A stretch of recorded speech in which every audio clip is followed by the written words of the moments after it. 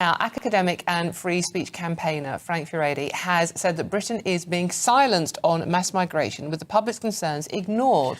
And this has led Downing Street officials fearing the nation is fraying at the edges as the nation's fury with migration and asylum hotels on the small boats continues to grow. We are now joined by the man himself, Frank Furedi.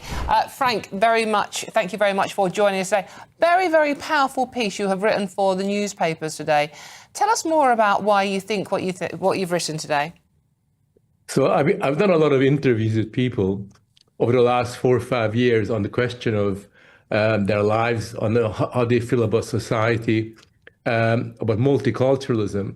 And the one thing that comes up time and time again is a lot of people say that they simply cannot express their views because if they express the slightest concern about what happens to society because of mass migration, they will be denounced as racists.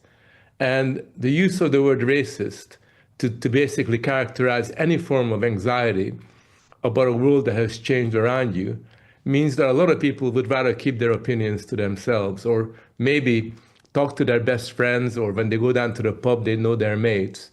And this has led to a situation where a lot of people have, in a sense, have become increasingly angry, but also frustrated, because they cannot really tell the world what they actually feel about what's happening around them. And I think that what is happening at the moment in a lot of communities in British society is it's almost as if people have suddenly come to the conclusion that now is the time when they can express their views. You know, a lot of people are saying enough is enough. And it's almost as if they've been given permission to say out loud what they've been feeling for a very, very long time. Frank, do you think the word racist and the accusation of being racist, or you're a bigot, you're a racist, whatever, you're a xenophobe, do you think that means anything anymore? Don't you just think people who get that accusation levied at them should just, I don't know, not wear it with a badge of pride, but just say, OK, yeah, if you think that, fine. I think when you, correct me if I'm wrong, I think when you push back on that so much, because it isn't a nice thing to be called, because for most people, 99% of people, it's just not true. But do you not think people, especially from the right of centre, need to kind of change the way they react to that kind of barb? I think we have to somehow become a bit more robust, stand up and express our views, and throw back in their faces the way they trivialize something that is actually a very bad thing, which is racism. And what they've done is they've normalized the idea that an average English person is racist. And that is tremendously harmful to society. So I think that we need to kind of push back. But at the same time, it's really, really important that we don't allow the charge of racism to be just said so casually. And I think particularly it's important for children, for our children to understand that if they are worried about what's happening about their world, they got every right to express their views. Because if the young kids learn to shut up and not say what they believe in, they're going to become highly infantilized, and they become unable to be genuinely independent. Frank, I mean, we wanted to talk to you because, as you say in this piece, you've lived a long time. You lived in Eastern Europe before the fall of the Iron Curtain as well, and the rest. And you say you recognise the signs that serious social unrest is in the air, and all it would take is one spark, an online rumour, a viral video clip, perhaps one comment on social media, and you call Britain a tinderbox waiting to go up in flames. Do you still think that's accurate? I think so. I hope I'm proven wrong, because the last thing you want is an explosion, riots, or anything of that sort. But I think that there's a very profound sense of mistrust, and there's a lack of empathy between different communities, to the point at which it's very, very easy to misinterpret what people say to you. Very often you can say something and it will be called racist, or you can say something and people think that you're being aggressive, whereas all you're doing is basically stating a fact.